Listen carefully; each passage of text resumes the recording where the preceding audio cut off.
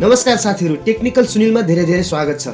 साथीहरु, Google assistant गुगलद्वारा बनाइएको एकदमै राम्रो फिचर हो जसको मद्दतले हाम्रो कुनै पनि इम्पोसिबल कामहरु अथवा आफूले नजानेको इन्फर्मेसनहरु गुगल एसिस्टेन्टसँग सोध्न सकिन्छ।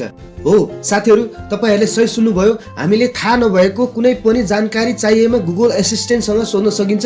धेरै साथीहरुले गुगल एसिस्टेन्टको बारेमा जानकारी नहुन सक्छ। त्यसकारण म केही प्र्याक्टिकल गरेर गुगल एसिस्टेन्टको मद्दतले हामीले के फाइदाहरू लिन सकिन्छ भनेर देखाउन गइरहेको छु। भिडियो अन्तिमसम्म हेर्नु होला। साथीहरु, गुगल एसिस्टेन्टको युज गर्न तपाईको डिभाइसमा इन्टरनेटको आवश्यकता पर्नेछ। आउनुस् भिडियो सुरुवात गरौँ। यसको लागि साथीहरु म ट्राई गर्न गइरहेको छु। हे Google, tiger sound please. This is a tiger. फेरि अर्को ट्राई गर्न गइरहेको छु। Elephant sound please. This is an elephant. यस्तै तरिकाले धेरै किसिमको जीवजन्तुहरूको साउन्डहरू तपाईहरुले गुगल एसिस्टेन्टबाट थाहा पाउन सक्नुहुनेछ। दोस्रो फिचर छ ट्रान्सलेट। साथीहरु, विश्वको कुनै पनि भाषालाई तपाईहरुले ट्रान्सलेट गर्न सक्नुहुनेछ। जस्तो कि साथीहरु, म यहाँ ट्राई गर्न गइरहेको छु। How are you in Chinese? In Chinese, that's 你好吗? How are you in Hindi?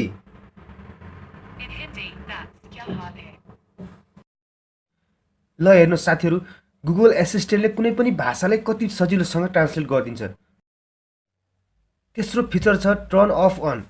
साथीहरु, हाम्रो डिभाइसमा रहेको कुनै पनि एप्लिकेसन अथवा कुनै पनि कामलाई हामीले गुगल एसिस्टेन्टलाई भनेर गर्न सक्नुहुनेछ। जस्तो कि साथीहरु, म फेसबुक ओपन गर्न गइरहेको छु। Open Facebook. Opening Facebook.